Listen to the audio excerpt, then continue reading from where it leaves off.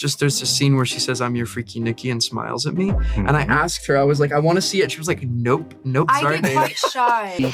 I'm your freaky Nikki. On the day, like, she did it, and it got me. Like, I think I was like, ugh, and I like messed up the tape. Oh my God. I was like, oh, gross. And then Curry was like, Michael, shut up. Some duos have great chemistry, but Michael Johnston and Inde Navarrette have the kind that's so awkward, it's the exact reason people can't stop watching them. It's such a fun movie because you never know where she's gonna take it. So it's one of those things where it's like she could go left, she could go right, and then she goes straight at you. Yeah. Have you ever said that before? No. Oh, that was a good one. Felt really good. Yeah, thank you for that. These are their most unhinged moments together. Michael, were you ever freaked out by my performance during filming, and what specifically made you scared? What did I do to freak you out? Tell me, darling, I really want to know. First time meeting someone can be really awkward, and that's exactly how it went for Michael and Inde, which pretty much sums up their whole chaotic dynamic. I actually remember exactly the moment. I don't know if you remember this. I walked into the room meeting you for the first time, and the first thing you said to me was, "Sup?" And I was like, oh! And you went, "No? Oh, okay, leave me hanging." And then we immediately started rolling. And I was like, what is happening? And that's kind of the vibe between our characters. Like we're comfortable with each other, but We're never really on the same page. We weren't on the same page, and it's almost in a playful way, but it seriously worked. Movie stunts don't always go to plan. For one scene, the crew set Inde up for a fake throw-up effect, but it went wrong halfway through, and things got gross real fast. I throw up in this movie, and one time the tape got disconnected because obviously there's liquids. I can't. I gag every single time I tell this story, but it shot into my mouth. In mine. And that was a strange day. That was a strange I forgot about that. See, I totally forgot. The oatmeal. It was like oatmeal and like, sorry, we can't even talk about it. Ohem LB writes, 4 stars. Who is Inde Navarrette? Who does she work for? Who sent you? How did you just casually deliver one of the most demanding horror performances ever? I actually read that one. And it's true. I actually wrote that one. I'm just kidding. What is your favorite memory from filming? Scaring the crap out of you. What is Nikki's nickname? 3, 2, 1. Nikki. Freaky Nick. Oh! What is Nikki's nickname? Freaky Nikki. I'm your freaky Nikki. Talk show interviews get tricky when there's a big spoiler to protect. And these two had so much to hide. They had to stop the whole interview just to quietly figure out what they were even allowed to say. How do you think if you were in Bear's shoes for both of you, how do you think you would handle that kind of obsession and how it was escalated? Post-wish. Post-wish. Can't say that. Wait, it does say it in the trailer. I don't know what. I don't know. Please hold. No. No, it's fine. Go ahead. I would kill myself. Inde delivered a creepy line so well, she grossed everyone out. There's one particular moment in the film that I think also was dropped on the internet. I get why they're releasing clips, but I'm like, no, wait till you see the movie. But there's this scene where she says, "I'm your freaky Nikki," and smiles at me.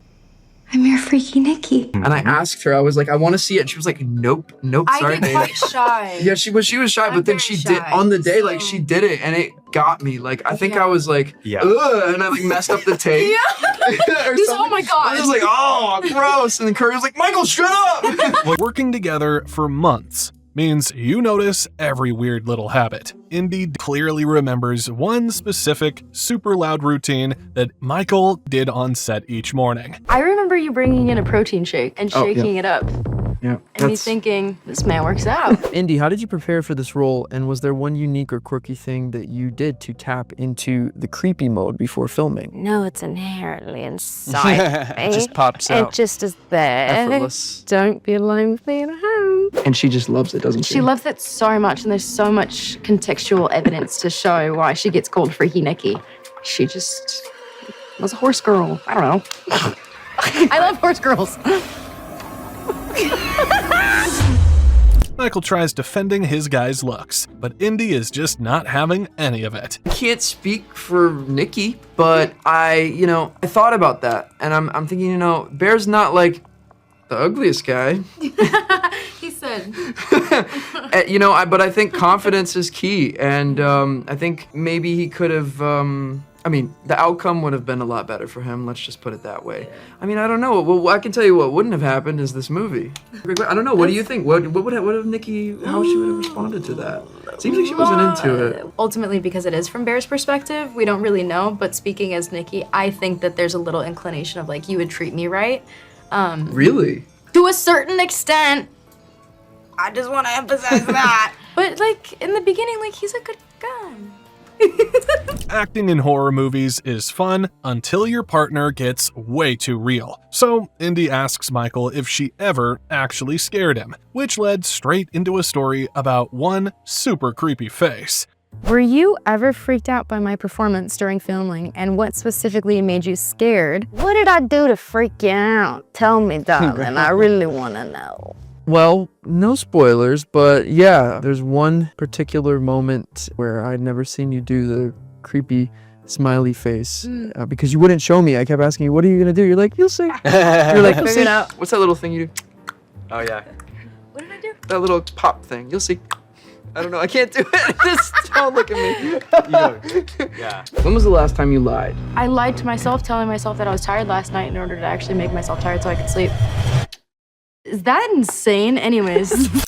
Filming late at night turns everyone's brains into pure mush. Inde tries explaining a simple walking direction that goes totally wrong, creating one hilarious blooper which actually made the final cut. There's a moment in the car where, in the very beginning, whenever Bear drops Nikki off, and I'm supposed to come around and try and get his seatbelt, and the wish has just been made. So he's so confused.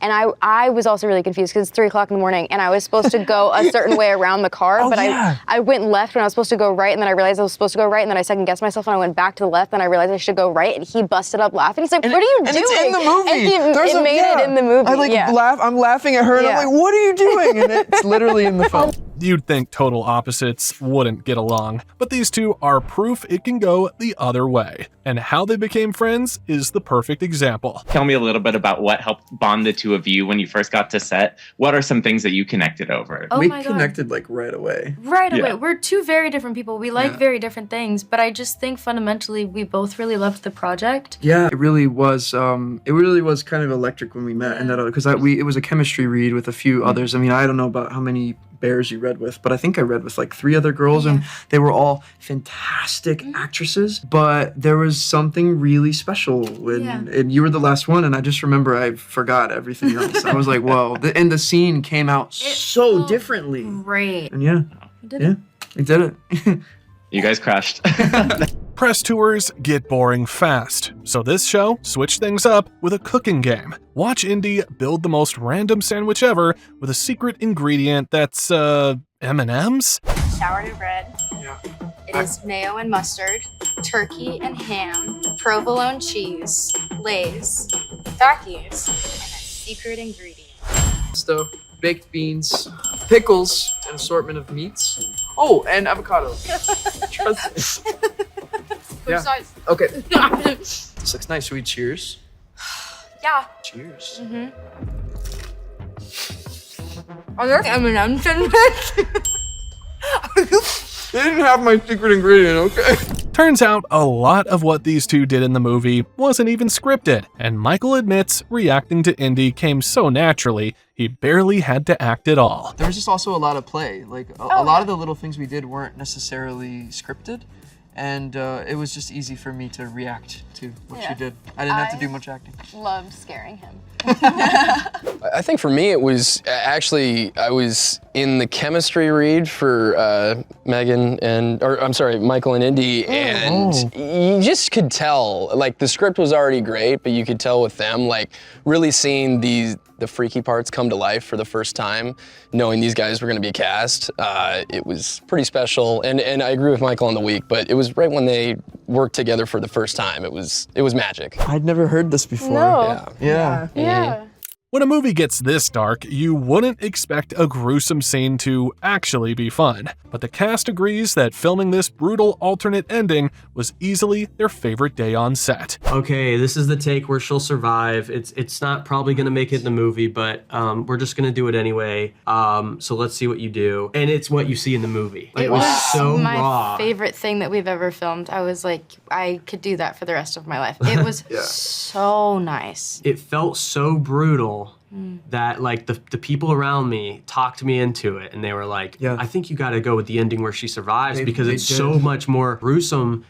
Because you're kind of like, now what? She's gonna go to jail, bro. Yeah, she's probably gonna go to prison. Yeah, there's $1 billion in somebody's house somewhere. Where did that money come from? Some movie couples are just walking red flags. Here is Michael breaking down exactly why these two characters are a total disaster together. That doesn't mean that it might not work out with them, but you gotta take some time to see if your values actually line up and if you're actually good together, right? So that's what I think. I think this is the extreme of the most extreme version at a 10 out of 10. But you know, there is something to look at with the whole. I see so many comments where it's our diner scene that they posted where it's like, been there, done that, and I was like, wait, on which side? I know. Yeah, that's Which true. side? It's such a fun movie because you never know where she's gonna take it. So it's one of those things where it's like she could go left, she could go right, and then she goes straight at you. So it's terrifying and it's amazing and it's lovely. Yeah. Have you ever said that before? No. Oh, that was good. That was a good one. It felt really good. The audience goes nuts. I mean, I could hardly hear the movie because people were screaming and laughing. I've never seen grown men jump in their seats. Because of you. Yeah. When it was finally time for Michael to reveal his favorite part to film, he had to get creative to dodge spoilers. My favorite scene to film was the scene where things happen and it's sort of like... Nice. It'll make sense later. What about you? Oh, my favorite scene to film was probably the ending. Or the middle or the beginning, you know what I mean? When Inde gets handed one hilarious movie review roasting her character's toxic traits, Michael immediately jumps in to defend his guy's terrible taste. He writes 4 stars. Everyone wants a manic pixie dream girl until she's actually manic. Ooh. Well, actually, I mean, I would argue that Bear was still kind of down. Yeah. There's a person for everybody. I think it's really tough being obsessed with something because there's emotions that you don't really want to feel, especially if there's rejection. But also if something is obsessed with you, then you're kind of just like, so, you know, I would say both is a little... Like a toxic fixation on like one person that you can't let go. Oh, one eye. Learn something every day. You need to chill. Like, if they don't like you back, maybe take the hint. Okay, how about this? I would like to, if I could have all my meals just cooked for me, but maybe a crazy side effect is that IBS. You have to eat them all at the same time. I already have that. That came up in my head way too quickly. But you know, there has to be a side effect. I don't know, That would be that one. A lot of dishes, I guess. I don't know. Oh my gosh. Even with great real-life chemistry, both actors agree that these two characters dating would be a total disaster. I'm sorry to say, I don't think they actually would have been good together, most likely. You know, like maybe if it could have lasted for a little while, but yeah, no, I don't think Bear is a red flag. I think more so he just has his ego, and he just at some point he was in so deep that he just didn't seem like worth even trying to dig out of it, and you know, that was a choice. When the host brought out the actual cursed prop from the movie, the cast wanted absolutely nothing to do with it. They refused to touch the thing and even dared him to break it right there on the spot. You know, they gave me one of these. Get that out of here. I refuse to break this. What other disclaimers would you add? What Don't other read warnings? the bottom, break it. No. Don't read it and break it? Just break it. Do it for the plot. How about careful what you wish for? Is it on there? In the fine print, like, no, it's not. No. Be materialistic. I don't know. Be materialistic with your actually wishes. use it if we really had one. I don't know. Ask for a motorcycle. Yeah. We all think we could survive a scary movie. The cast debates their own horror instincts. which turns into a hilarious argument over who would actually be the last one standing. Can you each assign each other a horror movie cliche? Like, who's the first to die? Who's the one you think is dead but comes back at the end to save the day? All that good stuff. You would end up being the killer. I'm the killer, absolutely. Yeah, I agree. Yeah. Michael? Yeah. Oh, 100%. Unassuming, right? No, he'd bake you sourdough and kill you with it. Because I don't, yeah, you'd probably die first or second. Oh. Yeah. I think Indy would be the final girl. Yeah. And I think I might make it. I think it's up in the air. It's a coin flip. You would go back, even though you could have escaped. You'd go back to help somebody. You're You'd like, come out of the second movie and we'd be like, dog, where have you been? I'd be dead in the sequel. Or no, you literally just described Randy. I am Randy. You are Randy. Randy. I am Randy. You would die first, but then you would show up in the sequel with like a missing arm, and you're working. You're like a bartender, and I show up and I'm like, dude, a bartender with a missing arm. Hey, let me pour you your drink. Which cast moment was your favorite? Let me know in the comments below. And make sure to subscribe so this channel can reach 10,000 subs soon.